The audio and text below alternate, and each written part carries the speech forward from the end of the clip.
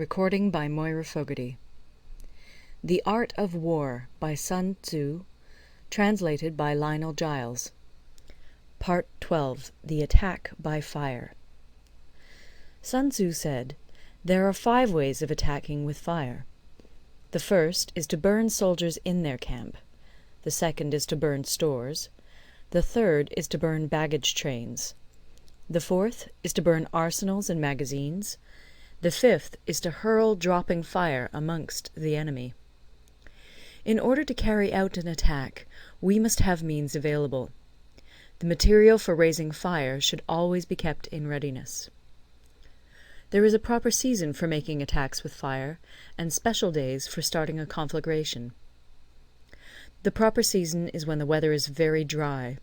The special days are those when the moon is in the constellations of the Sieve, the Wall, the Wing, or the Crossbar, for these 4 are all days of rising wind. In attacking with fire, one should be prepared to meet 5 possible developments. 1. When fire breaks out inside to enemy's camp, respond at once with an attack from without. 2. If there is an outbreak of fire, but the enemy's soldiers remain quiet, bide your time and do not attack.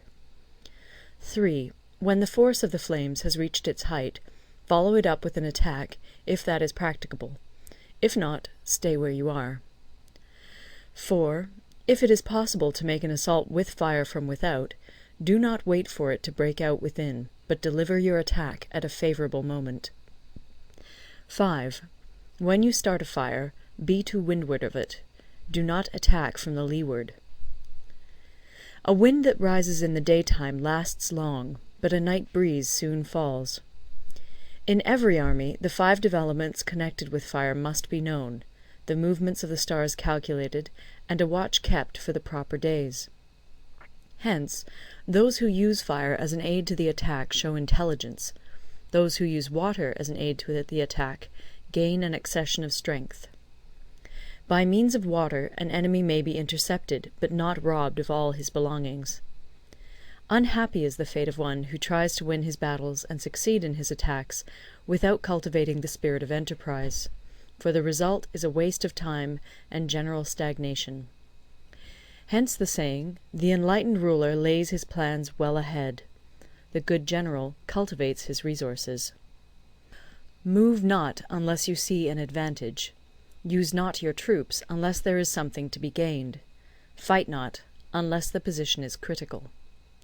No ruler should put troops into the field merely to gratify his own spleen. No general should fight a battle simply out of pique. If it is to your advantage, make a forward move. If not, stay where you are. Anger may in time change to gladness. Vexation may be succeeded by content. But a kingdom that has once been destroyed can never come again into being, nor can the dead ever be brought back to life. Hence the enlightened ruler is heedful, and the good general full of caution. This is the way to keep a country at peace and an army intact. End of Part 12. Part 13. The Use of Spies. Sun Tzu said, "Raising a host of 100,000 men and marching them great distances entails heavy loss on the people and a drain on the resources of the state. The daily expenditure will amount to 1,000 ounces of silver. There will be commotion at home and abroad, and men will drop down exhausted on the highways. As many as 700,000 families will be impeded in their labor. Hostile armies may feast each other for years, striving for the victory which is decided in a single day. This being so, to remain in ignorance of the enemy's condition simply because one grudges the outlay of 100 ounces of silver in honours and emoluments is the height of inhumanity. One who acts thus is no leader of men, no present help to his sovereign, no master of victory. Thus, what enables the wise sovereign and the good general to strike and conquer and achieve things beyond the reach of ordinary men is foreknowledge. Now, this foreknowledge cannot be elicited from spirits. It cannot be obtained inductively from experience, nor by any deductive calculation. knowledge of the enemy's dispositions can only be obtained from other men. Hence the use of spies, of whom there are 5 classes: 1. Local spies, 2. Inward spies, 3. Converted spies, 4. Doomed spies, 5. Surviving spies. When these 5 kinds of spy are all at work, none can discover the secret system. This is called divine manipulation of the threads. It is the sovereign's most precious faculty. Having local spies means employing the services of the inhabitants of a district. Having inward spies, making use of officials of the enemy. Having converted spies, getting hold of the enemy's spies and using them for our own purposes. Having doomed spies, doing certain things openly for purposes of deception, and allowing our spies to know of them and report them to the enemy. Surviving spies, finally, are those who bring back news from the enemy's camp. Hence it is that none in the whole army are more intimate relations to be maintained than with spies. None should be more liberally rewarded. In no other business should greater secrecy be preserved. Spies cannot be usefully employed without a certain intuitive sagacity. They cannot be properly managed without benevolence and straightforwardness. Without subtle ingenuity of mind, one cannot make certain of the truth of their reports. Be subtle, and use your spies for every kind of business. If a secret piece of news is divulged by a spy before the time is ripe, he must be put to death together with the man to whom the secret was told.